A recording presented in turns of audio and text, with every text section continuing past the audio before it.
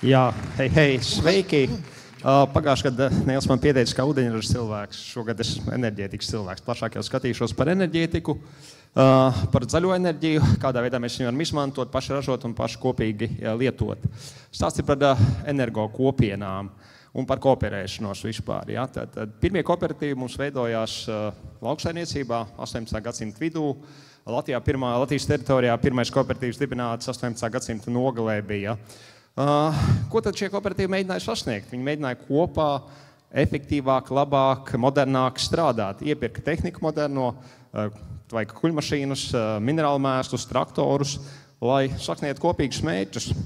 Jautājums par šodienu, ko mēs varam īsti šodien darīt. Visi esam panesušies pāris gadsimtus uz priekšu, urbānā vidē, mikrorajonā.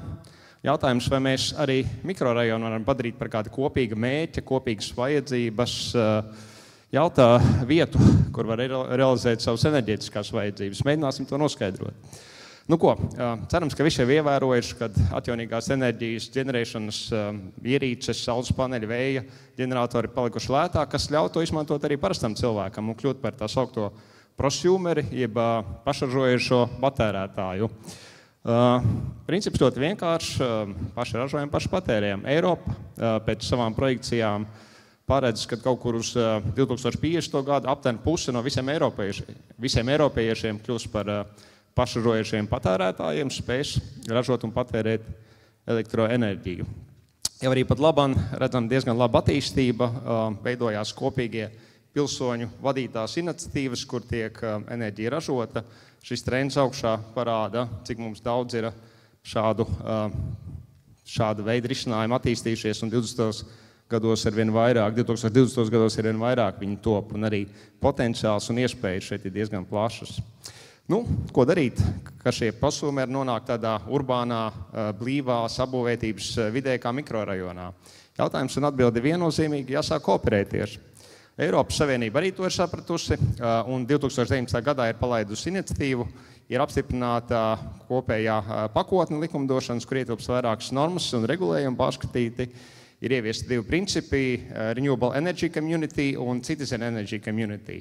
Eiropas Savienība ar šo pakotni aicina visas valstis arī līdzdarboties, atbalstīt energo kopienu izveidi un padarīt tiem līdzīgus tirgus nosacījumus, līdzīgi, ka mēs varētu konkrēti ar Latvenergo par piemēru. Nu, lūk, kā ir veicies ar transponēšanu, tur ir karte, kurā redzams, cik veiksmīgi ir šie iniciatīvi pārnest vietējā likumdošanā, un šeit ir redzams, kā nauda tiek sadalīta. Atjaunošanās un noturības mehānisma investīcijas fondi, kā viņi tiek tērēti, kur viņi parādās. Nu, Latvijā, diemžēl, energo kopienām nekas nav atvēlēts. Kas notiek Latvijā? Pagājušā gada vidū ir mainīta arī likumdošana, ir iekļauts šīs regulējums, pirmais solis ir izdarīts, energo kopienas var dibināt Latvijā. Kas ir būtiski, kas mums jāsaprot? Energo kopienas tas ir ražošana, tirdzniecība, kopīgošana, patēriņu uzsākšana, energoefektivitāte, uzlādes, tur ir daudz principu. Tas nav tikai parastā elektrība, arī siltuma ražot un savā starpā dalīties ar to.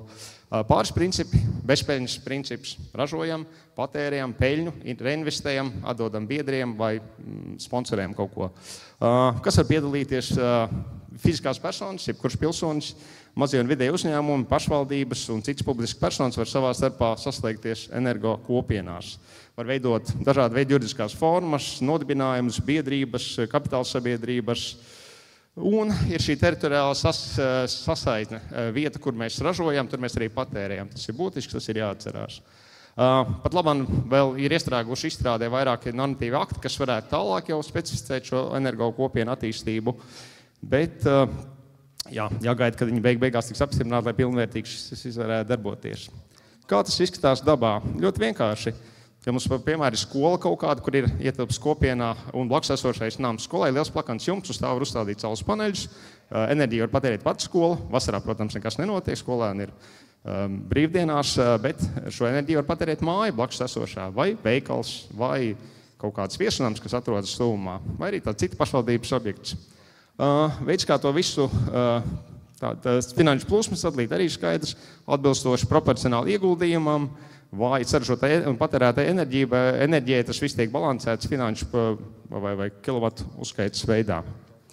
Nu, lūk, šeit arī ilustratīvs piemērs. Burtiski varam iedomāties, ka katra neliela daļa no saules paneļa varētu piederēt kādam no šīs kopienas dalībniekam, un viņš varētu viņu izmantot, viņas ģenerētu enerģiju varētu izmantot savai vajadzībai.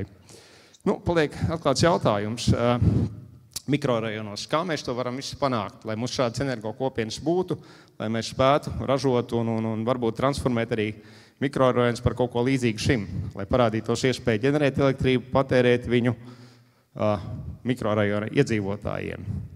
Nu, jāparunā par motivāciju. Acīm redzot, viens no vadmotīviem varētu būt cenas samazināšana.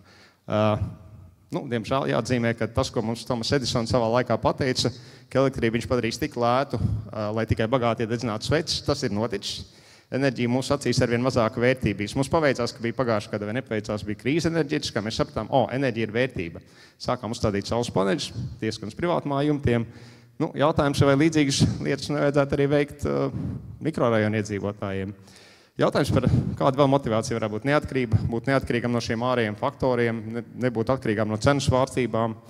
Varbūt motivācija varētu būt ekoloģiska. Iespējams, ka daļa cilvēku, kas ietilpst šajā kopienā, domā zaļi un grib veidot arī zaļāku nākotni savā mikrorajonā. Un kooperācija. Šis sarežģītākais un smagākais posms padomju okupācija mums ir diezgan principiāli atcitusi vēlmi savā starpā sadarboties, bet es ceru, ka varbūt enerģētika ir tas, kas mums palīdzēs atkal apvienoties. Arvien vairāk ienākot elektrifikācijai, elektromašīnām, indukcijas virsmām, siltumsūkņiem, mums vajadzēs vairāk enerģiju. Viņi paliks dārgāk un vērtīgāk mūsu acīs. Varbūt būtu pienākt laiks arī kooperēties, lai varētu viņu izmantot, ražot un patērēt efektīvāk. Un tad mums varētu veidoties šādi pozitīvās enerģijas mikrorajoni. Mēs varētu izmantot ēkas kā šīs enerģijas ražošanas avotus. Šeit ir daudz veidi, jumti, sienas, balkoni. Apskatīsim pāris ilustrācijās, kā tas viss izskatās. Uz jumta var veidot arī ēkas fasādē integrēt šādu saules paneļus. Vienkārši parastā veidā var integrēt, var veidot arī nedaudz skaistāk un dekoratīvāk. Paneļiem ir iespējama apdruka, ir tas sauktais BIPV, Building Integrated Photovoltaics, un ēka var izskatīties arī šādi, skaisti apdrukāta. Vai arī šādi, kāda ir augstskola Stokholmā, vai arī šādi. Varat uzrakāt kādu sev simpātisku bildi un nolikt to uz šīs ēkas fasādes. Ir iespējams arī balkons aprīkot ar paneļiem, saules paneļiem un ģenerēt enerģiju uz balkoniem.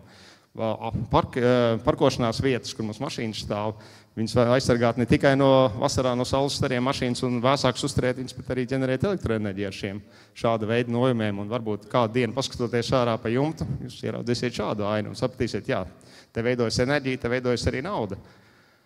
Lūk, ēkas, protams, varbūt šīs dažādas, viņas varbūt novietnes arī dekoratīvākas, skaistākas un arhitektoniskākas, bet, galvenais jautājums, lai viņas veidotos un taptu. Šeit daudz piemēru, kādā veidā zaļā enerģija var tikt integrēta mikrorajonos.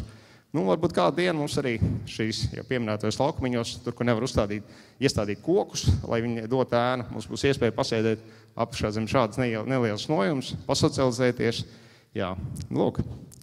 Tas bija trieciena tempā, ātri izjot cauri. Pēdējais variants vēl jāgribas kombinēt sauli ar vēju, tad ir arī šādi risinājumi pieejami par piemēru, kas palielina atdevi no šīs jumta kvadratūras līdz aptuveni 10 reizēm. Es neko nepārdodu, vienkārši stāstu par iespēju, ko Nīderlandes kompānija PowerNest piedāvā risinājumu veidā. Un ar šo es arī beigšu pēdējais video. Om die techniek de mogelijkheid te geven zich verder te ontwikkelen, heeft Guido Applaus, die toe te passen op HSO. Paldies!